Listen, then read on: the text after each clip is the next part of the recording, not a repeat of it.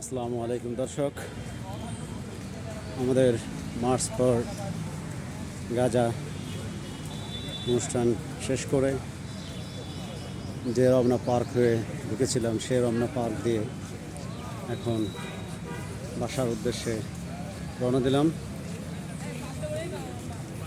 আপনারা দেখতে পাচ্ছেন পরন্ত বিকালে চারিদিক কিছুটা শান্ত পরিবেশ তৈরি হয়েছে। এখানে প্রচুর গাছ রয়েছে।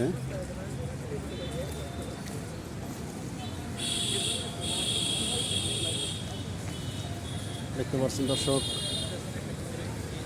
সকলে মার্চ ফর গাজা শেষ করে যার যার গন্তব্যস্থলে রওনা দিয়েছে।